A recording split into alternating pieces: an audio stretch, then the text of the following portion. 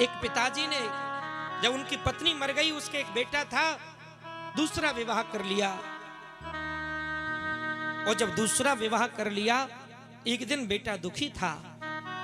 पिताजी ने अपने बेटे को अपने पास बुलाया, बहुत ध्यान से सुनना।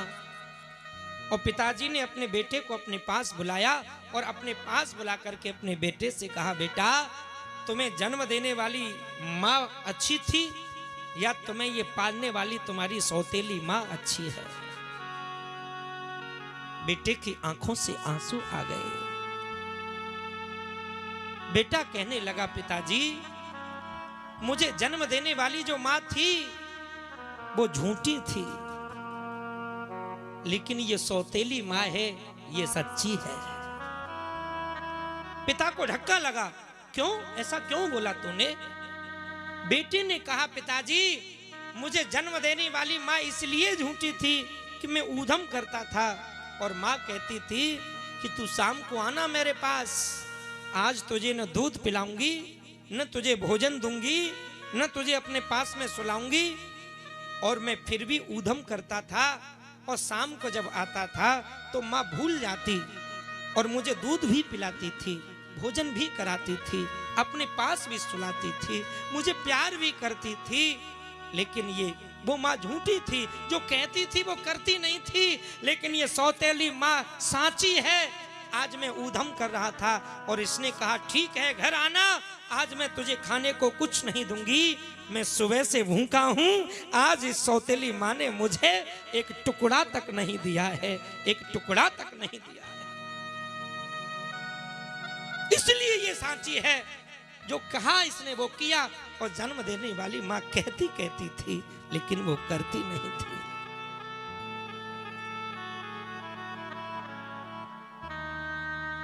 बेटा चाहे कितना भी दुष्ट हो, कितना भी कुपुत्र हो, लेकिन जब बेटे को चोट लगती है तो आंसू मां के निकलते हैं, आंसू मां के निकलते हैं। हृदय पर घाव मां के होता है। एक मां अपने बेटे को दुखी नहीं देख सकती, चाहे बेटा उसको कितना भी दुख दे, लेकिन मां अपने बेटे को कभी दुखी नहीं देख सकती, कभी दुखी नहीं देख सकती।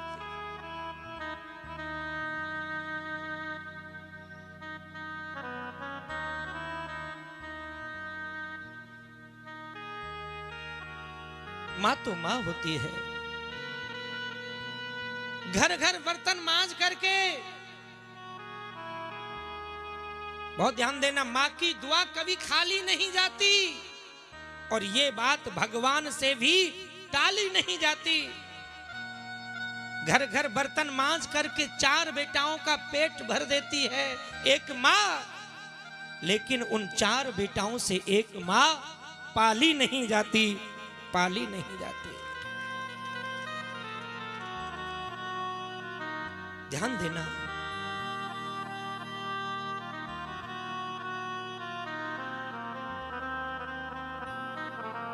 चार बेटे होते हैं तो माँ 3 महीने एक बेटे के घर रहती है, 3 महीने एक बेटे के घर रहती है और 3 महीने एक बेटे के घर रहती है।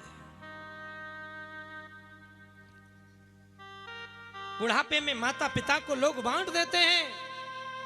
लोग कहते हैं मेरे हिस्से में ही आ गई है क्या माँ, मेरे हिस्से में ही आ गई है माँ बाप, मैं जीवन भर इनको मैं ही खिलाता रहूं।